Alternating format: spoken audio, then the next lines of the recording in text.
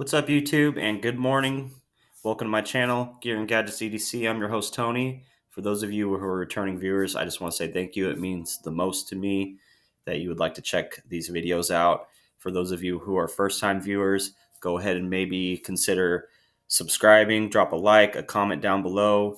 Go ahead and tell me what your favorite EDC item is, and tell me something you might want to see on the channel. Today, I have something that I've wanted for a while, and it kind of is not really an everyday carry item, more or less kind of a prep item that I think every prepared individual should have in their assortment of kit. Um, and this goes into radio communications. A little bit about my interest in radio. Radio communications piqued my interest ever since I was a kid. We used to play with walkie talkies, whether we were camping or in the neighborhood with friends, using just basic two-way radio handhelds. And from there, I kind of let it go for a long time. Just didn't really think much into it until I was uh, in my early 20s. I kind of got into CB radio a little bit. It was kind of a dead item at the time. You could hear truck drivers talking on channels. That's just about it. I think it's an awesome thing to have a CB in any one of your vehicles. They are a handy little radio when used properly. I have one in one of my small off-road utilitarian style SUVs. So they are cool, but you pick up a lot of gibberish chatter, kind of nonsense kind of stuff. These guys have these huge freaking setups at their base camp, and they just blast their signal all the way across the United States and just take over channels, and are talking a bunch of freaking nonsense. So it can be frustrating at times to use a CB radio, but it does have a place in radio communications still to this day, and I'd recommend everyone getting into it. But today I have something that's a little bit more intricate, and that is a handheld ham radio device. And I just want to say this disclaimer and get it out of the way real quick. It is illegal federally with the FCC to operate a ham radio without an amateur radio operator's license. So I am not in any way, shape, or form recommending that you transmit anything over a ham radio without your amateur radio operator's license. And in this case, I plan on taking the courses to get my amateur radio operator's license, and I will not be transmitting anything over this ham radio anytime before that. I don't want to get a knock on the door by the FCC saying that, I've heard that even if you accidentally click that transmit button, it can lead to some severe fines. And I'm trying to take care of my family over here, guys. I don't have enough money to pay the FCC. So go and get your operator's license before you do anything, any sort of transmission over a radio. So just stating that. And in fact, you are actually legally allowed to listen to the radio, but you cannot transmit. So even if you're listening to the radio, guys, you need to be very careful that you don't accidentally click that transmit, because that is a no-go. And I do not recommend anybody trying that at all. But let's go ahead and get into this. I have to also say that I am well aware of this radio's popularity and dispopularity, if you want to say that. The ham guys do not like these radios. I'm sure some of them do. They have their place.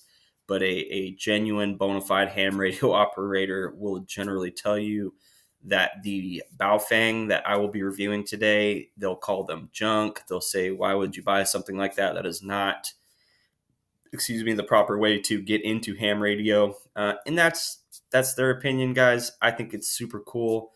It's more or less, it's an entry level piece. I know there's others out there, and people will say that there's other options that are better choice than a Baofeng. It is a Chinese manufactured radio. If you want to get into all that, most of the stuff we use here in America is made in China or some other country, and that's just the way things are. But I've wanted a Baofeng for a while, and today I bring you the Baofeng AR-152. It is kind of the choice. The choice I made on this radio was because it's kind of military-esque style. All that kind of stuff really catches my attention just because of my love for military surplus and all the stuff that goes with that. It's always drawn my imagination since I was a child. I've never been in the military, um, but ever since I was a small child, I have been interested in anything green or tan or anything like that. It really gets me going. So I went with the AR-152, which is a military style radio. And even if you use this thing for airsoft or LARPing or anything like that, it's just a cool item to have on the shelf. But this will be going into my kit of camping gear and stuff like that. So a little bit about the radio. It is basically a UV5R. It is the same radio internally as a UV5R from my research as um, the AR-152 is basically the same as a UV5R, but in a giant military style body with I think it's twice or three times the battery, which is another reason why I got it, because this battery supposedly lasts a pretty good while. Um, so let's go ahead and get on into this and open this bad boy up. I have the package right here. It comes in this silly green packing, kind of like a crappy Christmas present. Just kidding. It's cool enough. I like the green. But let's go ahead and pop this sucker open, and let's do a choice. I got my Swiss Tech pocket folder here that we did a little review on. I have used the freaking crap out of this knife since I've got it, guys. I think it was like maybe 14 bucks, and it came a little duller than I wanted, so I just used the heck out of it as a daily carry, and it needs a nice sharpening, which I plan on doing soon. So we can either use that, or I have my Glock 81 field knife here, which is kind of fitting. I think we'll go ahead and go with this because, it's cool. Let's just go ahead and go with this. So I've never even used this Glock knife. I have a few of these things. I love collecting blades. If you've watched my other videos, this thing's cool. This one is actually,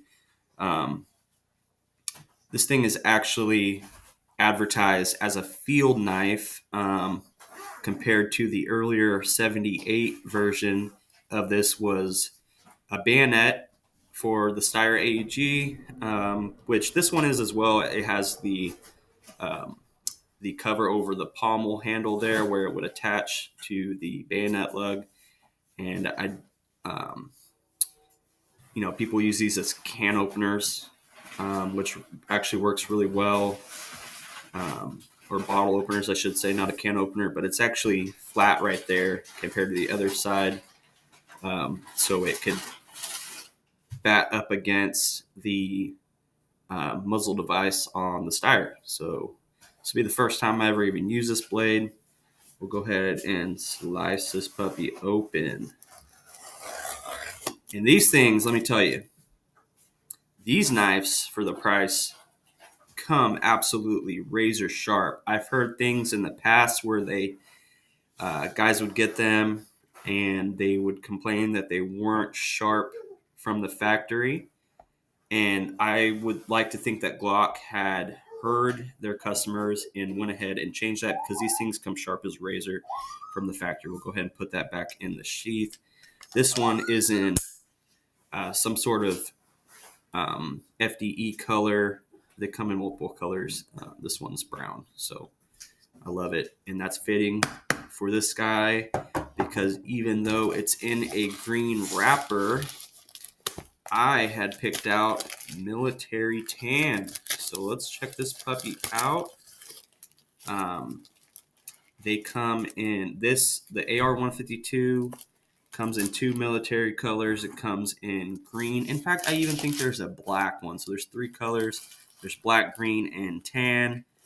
And me loving tan, everything military, I went with tan. So hopefully they sent me the right color. I have no idea what it's going to be under this wrapper. I picked this up off Amazon. You can get them a few different places. But this one I picked up for like, I don't know, $60 off Amazon or something like that, $70. And I had gotten the a couple things. I got the extended antenna, which folds up. It's kind of a military style antenna, and I got multiple chargers with it. So hopefully all those are in here because I haven't seen one of these unboxed before. I know guys have done them on the internet, but they usually just have them out already. So I don't know what kind of options were available when those guys did those videos, but this one had the option to get multiple chargers and an upgraded antenna. So I'm very excited. So 2-way radio, you can see right there, it advertises that it could be used for construction, hiking, riding, camping, what does that say? Celebration, yeah. Snowboarding, climbing, skiing, hunting, travel, and none of that's wrong. You know, that's basically what I got it for, is any one of those day-to-day activities. It comes in a nice box. If you've watched my other videos, you know I really enjoy when something is packaged nice. It shows that they care about the product. I know sometimes things in the past come in kind of crappy packaging, and it's good to see when a company upgrades that. It shows that the item is worth the box. You know what I mean? And that sounds silly. And I think it's cool right there. It's kind of got the kind of green and black pattern there, kind of showing you the military ambiance. And if you can see the shadow right here, I know my camera might not pick it up, but there's a shadow etched in right there of the radio itself. There's no tape, so we'll go ahead and pop this box. Oh, guys, this is freaking cool, man. Let's try to do this without it all falling out. But that's your package that you get. And if that just doesn't scream G.I. Joe right there, I don't know what does, guys. Right here, right off the bat, I forgot that this was included. And that was why it was a little pricier than just the plain radio. I have an kind of a coyote tan or FDE, whatever you want to call it, Molly pouch for this. Super cool. Seems to feel like it's made with decent material. It's not really, I mean, I know these things are cheap made, but it's not the cheapest feeling pouch I've ever felt. We'll open that here in a second. That's cool, guys, and it's the right color, so that's awesome. It is in the tan I ordered. We have our push to talk right here. Super cool. Love me some comms. Can't wait to get into this thing and see how it works. I have a 12-volt charger right here. Awesome.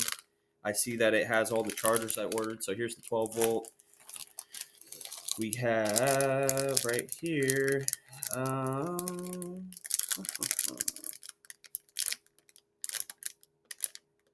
This says this has our little plug-in right here for a USB charger. That's cool. So we have a USB charger. We have a 12-volt charger. We have our push-to-talk and our pouch so far. Right here we have, this looks like it might be for comms. It's got the dual prong, for, I believe, the communications. Yeah, see, it matches the push-to-talk right there. So I believe this is for your comms. I have to figure out what that's for. And then right here we have your standard 120 Yeah, our 120 wall charger. And that's gonna be it for the chargers. So we have, looks like one,